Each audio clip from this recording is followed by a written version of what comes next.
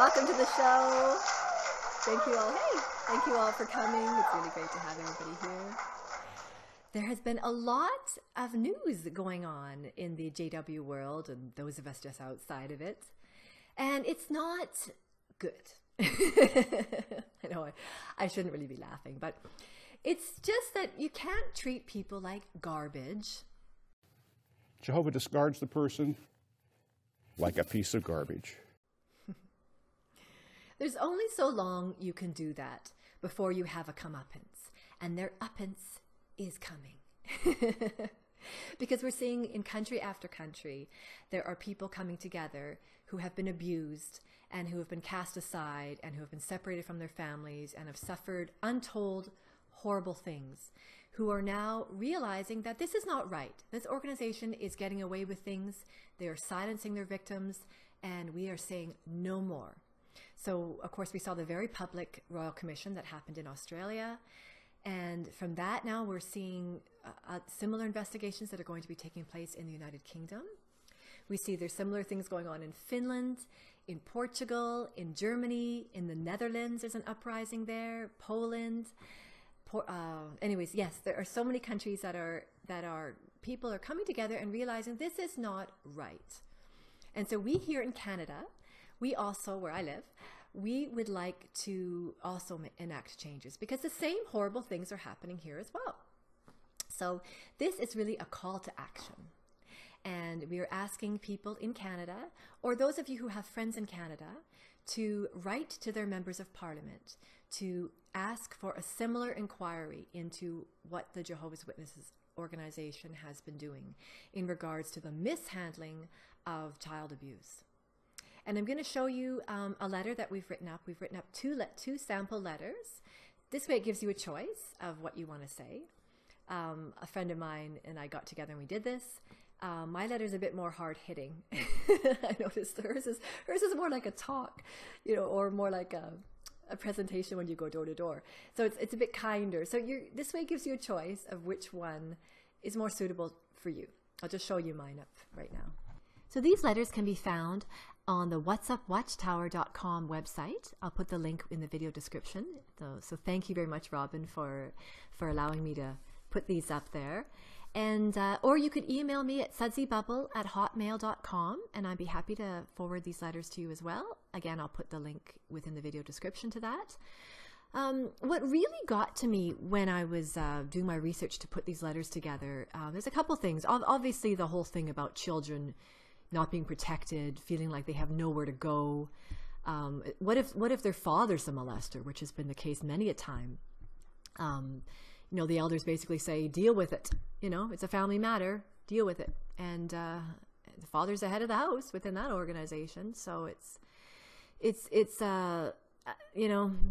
I started wording the letter, that it's a massive cover up, and that's exactly what it is, isn't it? And this part here that they really have two judicial systems. Canada should only have one. It's really something, isn't it, that if you want to molest children, join the Jehovah's Witnesses organization, because they've got their own judicial system. And even in a best case scenario, a molester who may get disfellowshipped, let's say he actually does get disfellowshipped, but he still was able to escape jail time. He gets no criminal record. He's able to work with children. He can adopt children. He can continue to molest within the community. And that is just sick.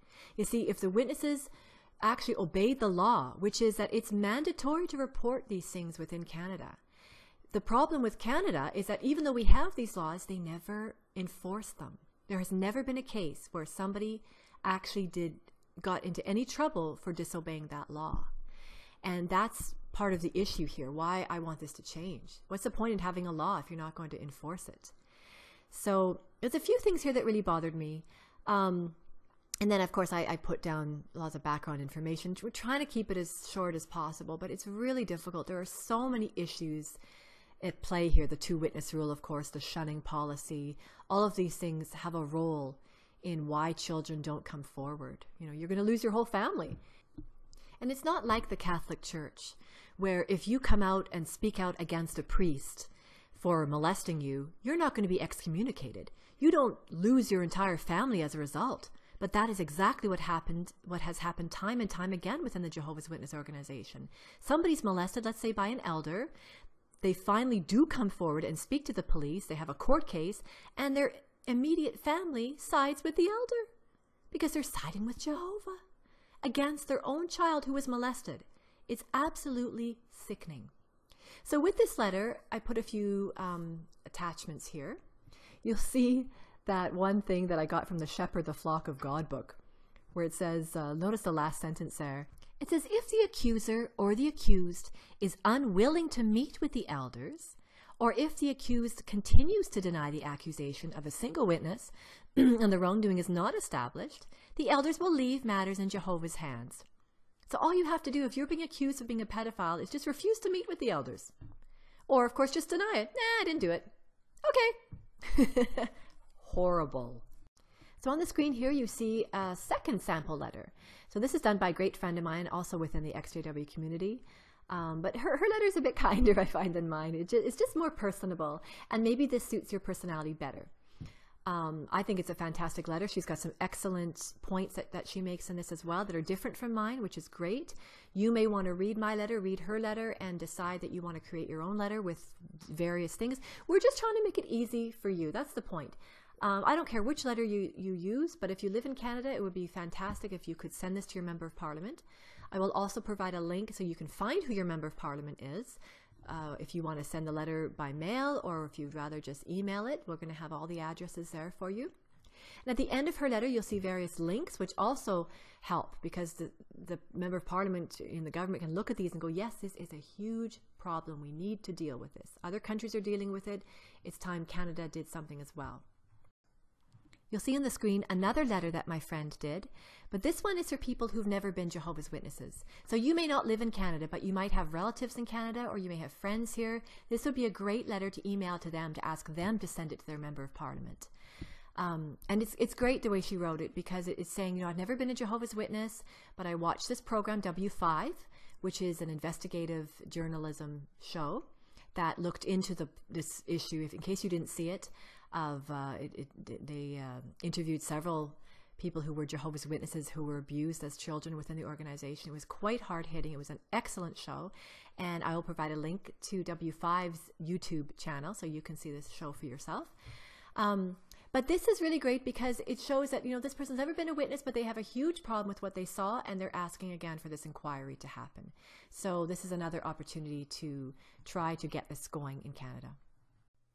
So as I said earlier, we do have mandatory reporting in Canada, yet, and there is punishment supposedly for breaking that law, yet they've never actually punished anybody. There seems to be no consequences for breaking that. Yet we see what's going on in Australia now as a result of the Royal Commission. So this is from April 3rd, and it involves the state of New South Wales, where it says that they're introducing these new laws. And it says they include 4 new offenses. 1, failure to report abuse of a child. 2, failure to protect a child from abuse. 3, grooming an adult to gain access to a child. And 4, sexual touching of a child aged 16 or 17 who is under the offender's special care. And notice it says here that some of the penalties are going to be, it says the maximum penalty for the new offenses of failure to report and protect will be 2 years imprisonment. The grooming of an adult will be punishable by up to 6 years imprisonment, and the sexual touching offense will carry a sentence of up to 4 years imprisonment. What I can see happening is that JW.org will find a way to distance themselves from the elders. And so this way that if any child abuse allegations do happen, they will put all the onus and all the blame on the elders. And try to distance themselves so that you can't sue them. They weren't responsible. The elder went rogue and he didn't report it, you know. And why I say this isn't to be mean or anything. It's just that this is what the organization has a history of doing. They will never take the fall. They will never take the blame. They will find a way to shirk the responsibility. Whether they're going to blame the elder and say, you know, it's his doing, or whether they're going to blame apostates, you know, for creating lies, they're going to find a way to not take any responsibility for their own policies that they create and that they force others to abide by. As an example, think about the apostate-driven lies and dishonesties that Jehovah's organization is permissive toward pedophiles. I mean, that is ridiculous, isn't it? This video is not done to attack Jehovah's Witnesses or to laugh at them or condemn them as people, but rather it's done to enact change that is going to be helpful to all of us. When you are a Jehovah's Witness, you really believe that everything going on in the organization is for your own protection and that you are safely within Jehovah's organization. The fact of the matter is that the policies that are in place are harmful to these children, and they are protecting pedophiles. And you will definitely benefit if these policies are changed. They're man-made. They're not in the Bible. There are perfectly good scriptures like the one at Deuteronomy 22, verses 25 and 26, that could be used to undo the two-witness rule. When the Catholic Church had their pedophile scandal outed, what made me the most mad was how they'd handled it. Yes, we all know that pedophiles infiltrate organizations, but how does the organization handle it?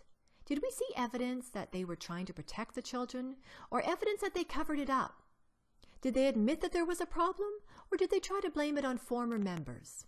Now, sometimes the brothers will phone New York, and they'll say, "Why don't you do something about this? This was a terrible program. What do you want us to do?" The journalist has a closed mind. The journalist isn't interested in the truth, and so we usually just leave things as they are and let the story die. So notice governing body member David Splain totally blames the journalists for all the pedophile problems that happen within JW.org. Yes, it's all the journalists' fault that there's ridiculous policies JW has to protect pedophiles and make it difficult for victims to be compensated and looked after and protected. Yes, notice the caption it says there under the picture. It says, "A long speech without a single word about the reported cases of pedophilia documented in the investigation by TVI." This was done in the country of Portugal. You know, I've seen comments on some of my videos where people have said that the Australian Royal Commission was all fabricated. And you're certainly entitled to believe whatever you want. But I can say that I watched it live. This is an open inquiry that was done by the government of Australia for all to see. We've got all the records there that are still online. And know that the Jehovah's Witnesses weren't being targeted by this. There was at least dozens of other organizations that were also under the watchful eye of this investigation, like the Catholic Church, the Anglican Church. There was the Boy Scouts as well, and many other organizations. And it just so happened, though, that the Jehovah's Witnesses, the judge said, had some of the worst policies out there.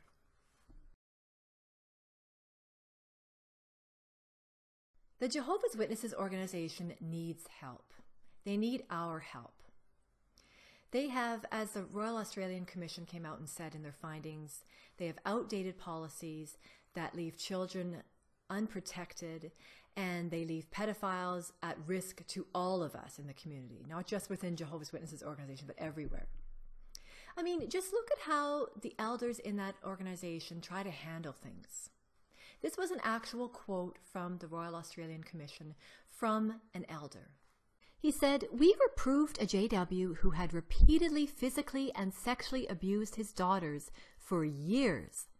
We felt it was safe, as the elders were keeping an eye on him." Wasn't that callous and insane? It's like me saying there's an elephant running around in the neighborhood, but don't worry, I got this. I'm keeping an eye on it for you. I mean, it's just so crazy. But this is the mentality that you're dealing with. Elders who have no training whatsoever. They don't know how to try to get a witness to confess. The way professionals do when you go to the authorities, they know how to try to get somebody to confess. But the elders go up to someone and said, "You've been accused of molesting this girl, and this guy probably is a friend of theirs too. And all he says is, no, I didn't do that. Okay, problem solved, you know? And that's how they deal with it.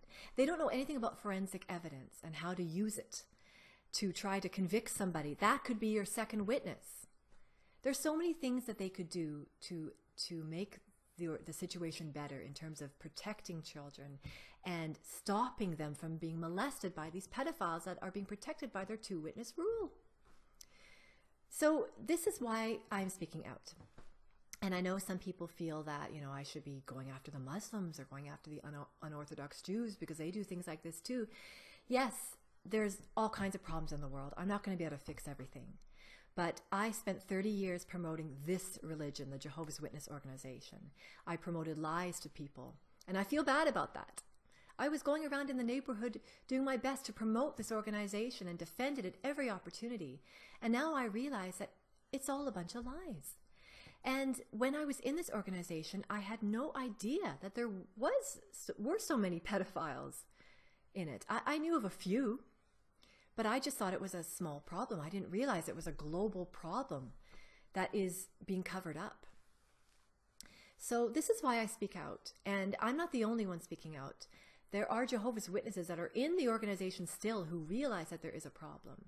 Some of these ones I happen to know were in the audience when the Royal Australian Commission was happening.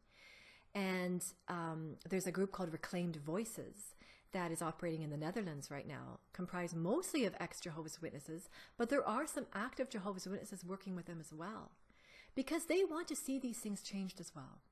They know that the policies within JW.org are outdated, and they know that there's a problem, and they want to do their best to stop this from happening. It really is a horrible problem that has been covered up. But as I said, they're getting their comeuppance now, and a lot of us are trying to work together to make things better. And so this whole purpose of this video was to tell you about this and about the letter writing campaign that we're trying to do within Canada. And obviously, if you're not Canadian, look into your own country and see what's being done, because there is a lot going on in the world to try to make this situation get better and improve upon the lives of these children. Okay, so I hope you liked my video. It wasn't the happiest, most jolliest video, that's for sure. But we are really hoping for some positive things to come out of it. So thank you again for watching. If you liked it, then like it. And I hope to see you again. Thank you. Bye-bye.